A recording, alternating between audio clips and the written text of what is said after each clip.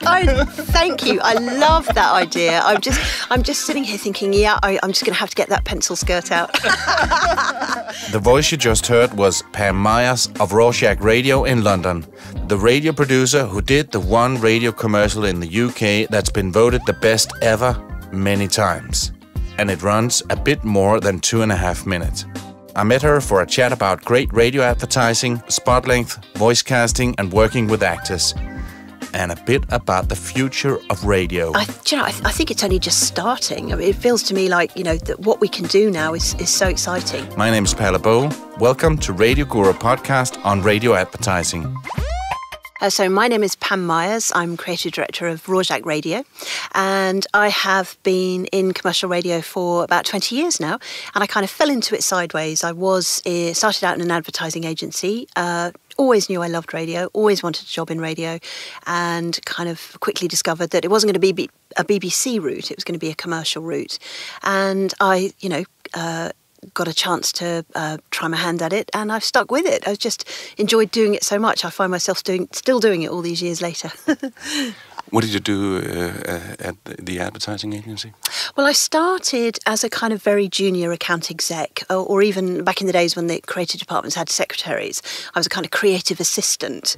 And there was a point I was interested in being a copywriter, actually. I think I've been a kind of, a part of me would still really like to scratch that particular itch, actually.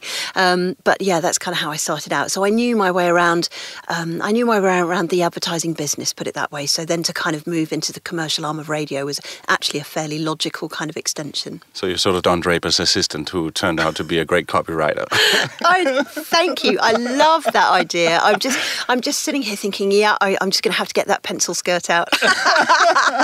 Thank you. That's the nicest thing anyone said to me all day. Yeah, I think I'm taller now you've said that. Thank you. I'm so honored to be sitting here with the person who made the most popular English radio ad of all time. The Red Cross, I think you mean. Yes. Oh, well, thank you very much. It was an amazing spot to work on. Very rare, actually, for us as well, because obviously it's all real footage.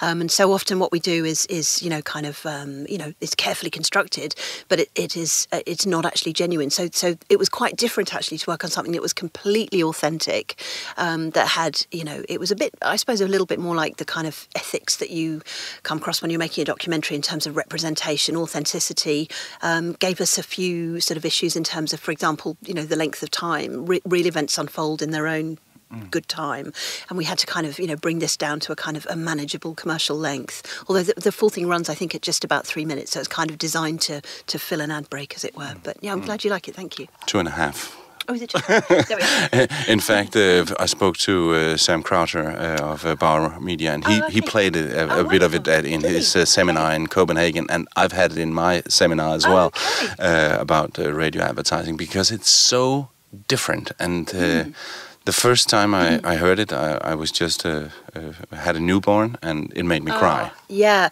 it's actually, that's the thing. It's really kind of, you feel like it should almost come with a bit of a warning on it, because it's, that's what I mean about the reality of it. That woman is stood there with her, her baby, which is not breathing, and you just think, oh, this could go either way. It's the emotions are real. What gets me every time is the incredible calm manner of the telephone operator. He's a real guy. He just does that, and so unassuming. He basically saves a person's life and then just says thank you very much, lovely, goodbye, and that's it. And you think, oh my God, you're like a fantastic angel. We can't just let you go.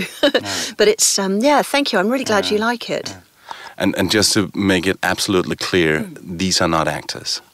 No, absolutely not. The story behind it is that the writer who had the concept basically heard on Radio 4 this was played out as a full piece of report, about sort of 5-6 minutes, I think, because all emergency calls are recorded, and this one happened to find its way. I think it was just quite remarkable, because it was such a great example of someone being talked through a very simple process that would have such an amazing effect. So the writer happened to hear this on Radio 4. I think it was on Pick of the Week, which is a kind of a look back at the week's broadcast. And he said to me, gosh, they had the Red Cross account and they really wanted to do something with it. So they approached us and said, look, what can we do? How can we cut this down? Because the original audio is quite a bit longer. And also it happens in completely uncontrolled circumstances. For example, coincidentally, all the way through the back of the call, there's some incredibly loud hammering. I think there was just some work going on. And also, other phones ring, other things happen. So what we did during the production process was we tried to keep the absolute authenticity of it. We did it with a section of dissolves. So you'll notice every now and again within the audio, there's a kind of like an audio sweep where we're very clearly going, from one phrase to another phrase. We haven't tried to construct it as if it's a dialogue. And that's what, it's the total imperfection of it that gives it, it is utterly authentic, but we just let it be what it was. So it's had minimal amount of polishing on it. We haven't really EQ'd it differently. It's very raw, it's straight down the phone line, and it's got these annoying sounds, and we wipe our way through them where we have to. But yeah, it's absolutely 100% authentic. If you've ever thought you were too busy to attend a first aid course, we suggest you listen to the following recording of a 999 call.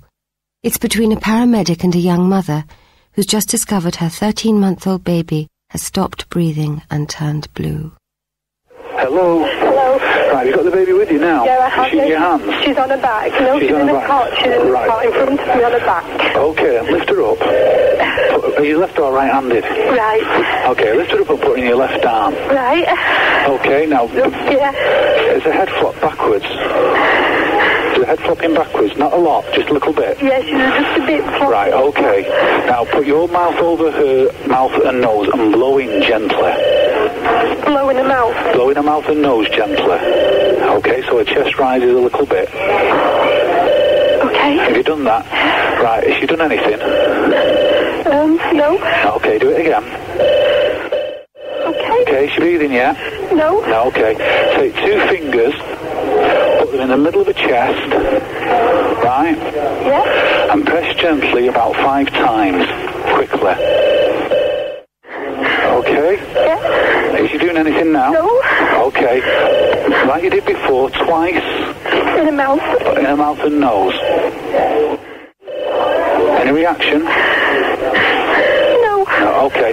With your fingers again in the middle of the chest, 15 times, quickly. Her arms move. Her arms are moving. Her arms are moving, okay. Her arms are moving. Great, okay. She's moving, no? Sorry? Her chest isn't moving. The chest isn't moving, right. Okay, now then, take one of her arms and the muscle at the top, move it to one side and see if you can feel a pulse.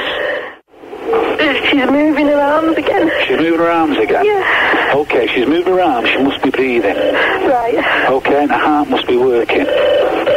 All right? Yeah. Is her arm still moving? Yeah, I've got her. Yeah. Is that her I can hear? Yeah. Okay. Sit down and relax now. Okay. Sit down and relax. The ambulance is on the way. You're going to take her to hospital. All right? Yeah, right. We'll get her checked up at the hospital. Okay. All right, you've done a wonderful job. Thanks. Okay. Yeah. All right, look, the ambulance will be there shortly. Okay. Okay, bye. Now call the Red Cross on 0245 490 090 and ask about a short first aid course near you. Unless, that is, you're still too busy. And talking about spot length, because it is very long, what is your take on how long a commercial should be? The best piece of advice I ever got about the length of the commercial came from Tony. Tony Hurts. And I think you know what I'm going to say. You write the commercial, you read it aloud, and that's how long it should be. Exactly. Which I still think is a fantastic piece of advice. I mean, actually, and, you know, Tony would know, obviously, you know, utterly as pragmatic as I am, is we still find mostly in the UK people are buying 30 seconds. And there's a reason for that. It's about the pricing structure of the rate cards as well. So, in fact, coincidentally, the session that I'm working on at this exact moment is a 40 second. So, and I believe it's incrementally more expensive to buy a 40, you know, it's not a 30 plus 10, if you see what I mean. So it's interesting. I think in some ways, I mean, we are seeing a lot more, you know, clever placements, for example. So, you know, we're seeing people buy, you know, maybe the top and the tail spots in a break, work their way around it. It seems to be that the power of the 30 second is a long way from being broken. I think the Red Cross is an unusual example because it is so long, but it needed to be that long. I mean, there was just no way it could be we couldn't got anywhere near making that, a 60 or a 90. And other commercials, I kind of feel, I feel a bit conflicted, because in many ways you think, I would say, all commercials should be longer. There should be at least 60 seconds. And other times I think, there's nothing nicer than a really good 10 second. If it's just a really quick, something that's very funny, very punchy, they should sort of find their own level. But I'm afraid that the 30 second is king in the UK. I don't see that changing for the minute. Now I'm going to ask you, if you can think of any other commercials that you've done over the years that you're particularly proud of. I think I'd have to think about that one. I feel I've been in such a fortunate position all these years. It's just the volume of spots I've made that puts me on the spot slightly. It's a hard one, because they wouldn't always be that the spots I'm the most proud of are not necessarily ones that have made the biggest headlines. For example, they may be ones where I'm particularly interested in casting. I'm particularly interested in voices. I personally think we've got some of the best actors in the world based here in the UK, and particularly in London. So I like to be adventurous where I possibly can. And sometimes the ads I'm the most proud of are the ones which are, with huge respect to the advertiser, maybe just a little bit more of a kind of nuts and bolts piece of advertising. But if I can find a way of framing the casting, getting a little bit more out of the performance, things like that I can actually add, I'm very proud of. I suppose in terms of... certainly recently we did a piece for a charity called A Child of Mine, just probably about within the last year, read by Keeley Hawes, which was a very beautiful piece of writing, actually, by a writer called Nick Galanides, who just has a lovely kind of writer's brain, and he wrote a very simple script, not a trick in it, just Keeley, just her voice, talking about the loss of a child. And that I was very proud of that one. That picked up quite a few awards, and I'm very, very proud to be associated with that piece of work. A wife who loses a husband is called a widow. A husband who loses a wife is called a widower. A child who loses his or her parents is called an orphan. But a parent who loses a child... There are no words.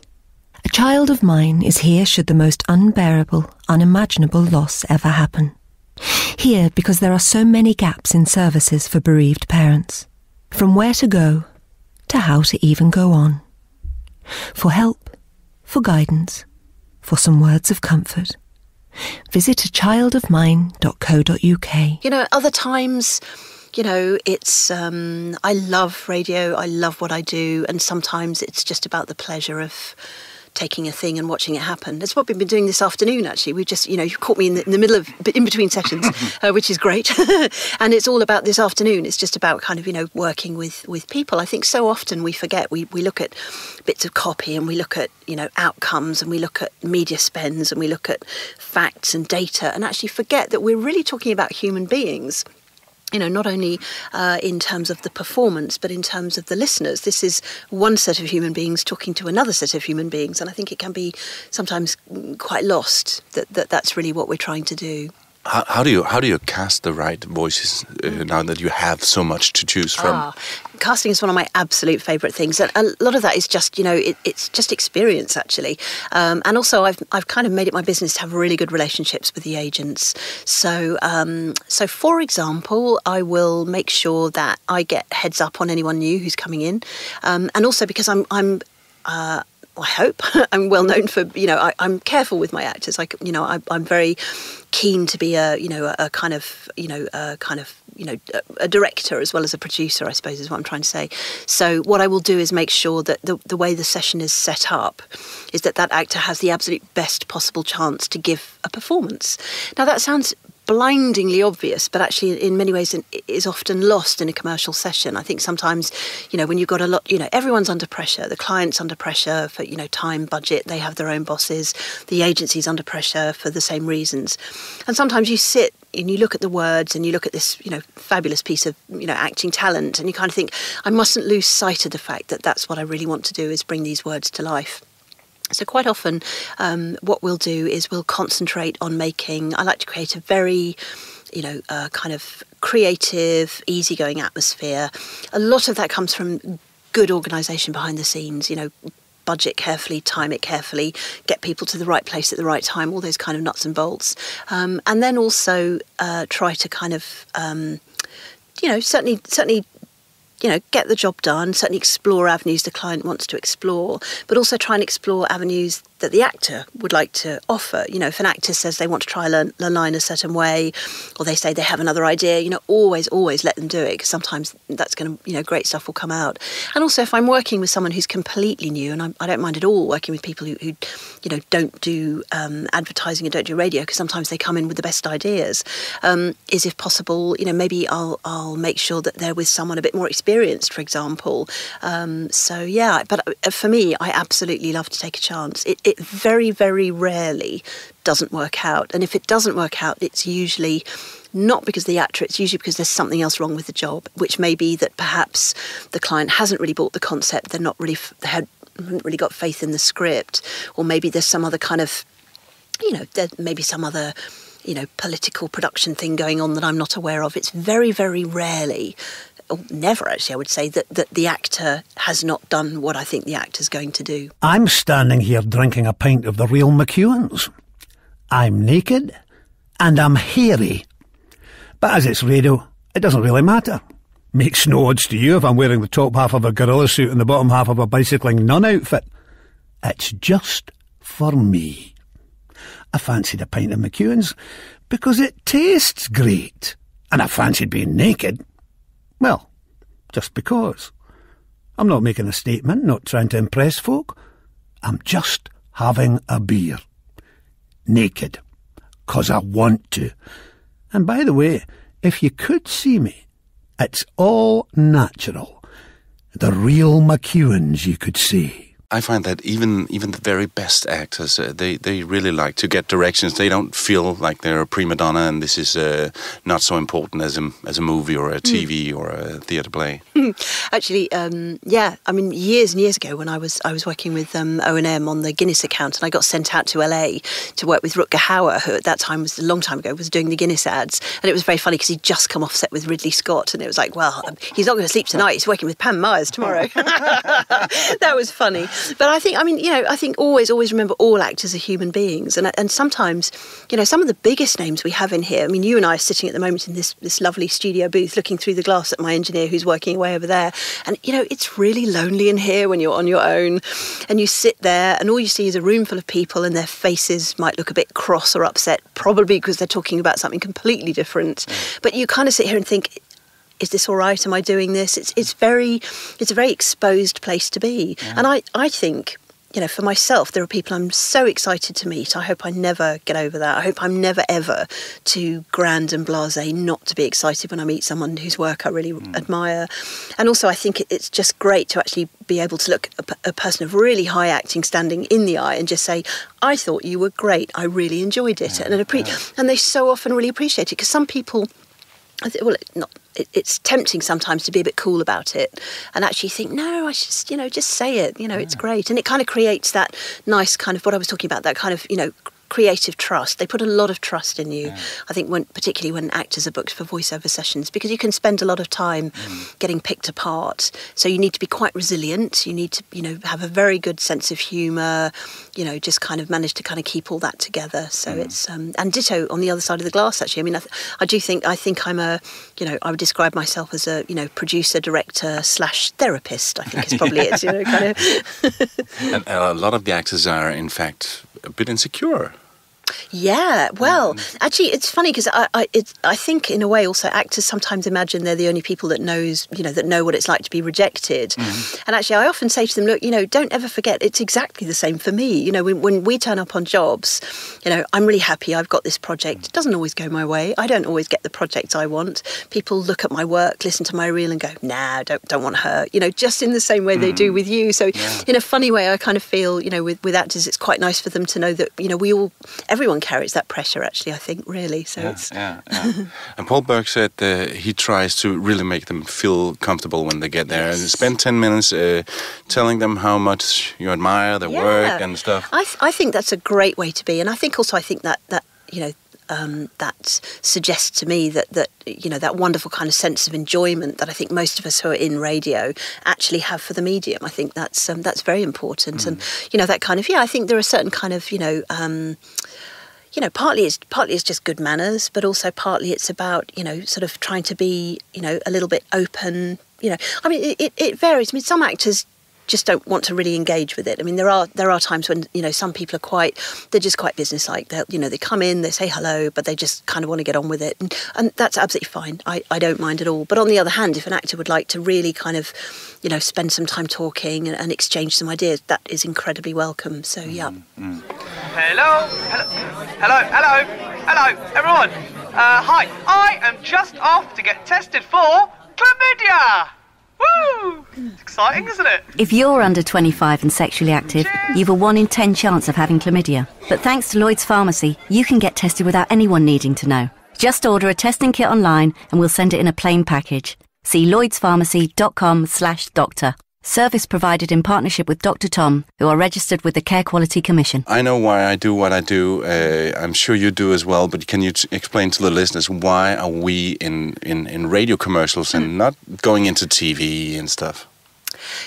I remember when I very first started my career and I was taking around a reel to agencies, and I would show up with this radio reel, and it was back in the time when TV really ruled the world, and I'd turn up and everyone would go, "Oh, radio, isn't it lovely? Oh, I mean it's dead, but isn't it lovely?" And I thought, "Oh God, I've just kind of launched myself into a dying career, And actually, with a cassette tape, with a cassette tape, exactly." and now I kind of feel, I'm just so proud of the way radio has evolved is quite extraordinary, because radio more than anything, and I think there's probably a purist's argument to be had here about whether we're talking about radio or audio, because I'm thinking more and more, I think I'm probably an audio producer more than perhaps defining myself as a radio producer, on the basis that all the things that make radio great, which are, smart casting, good direction, great performances, tight writing, all of those things are completely transferable across so many platforms, and audio/radio sits very well with those now. So, for example, I'm thinking about, kind of audio on the move, audio on demand, podcasting. All those things are really kind of come around now with mobile phone technology. Radio was kind of slipping quietly into oblivion until the mobile phone arrived. And then as soon as you could actually, a simple thing like text into a station, suddenly that sparked a whole new dialogue. Now, of course, radio and social media are the most beautiful bed partners, done well, I should say. There are some awful examples, but they make great kind of it's all about dialogue. There's some very interesting business models evolving here in the UK for new brands of online radio stations, which are based on non-linear programming. So it's not just a kind of traditional day part segments. We're talking about people who are looking at how to keep their audiences, crucially, when the show is not on air, which I find a fascinating idea. When if your show is 2 to 4 on a Saturday afternoon, that's great. From 2 to 4 on a Saturday, you're king of the air, that's great. But the rest of the week, you're not on. So how do you talk to your listeners? So that's where, Twitter, Facebook, WhatsApp, name that platform, blend very well with that. And I think we're seeing that, more visualization techniques coming around as well, kind of much closer links, internet content, listen, watch, share. That's the mantra at the moment from BBC Radio 1. Listen, watch, share. And that's what we're all about doing, is generating shareable content. It's audio, is it radio? Discuss, who can say, but it's incredibly exciting.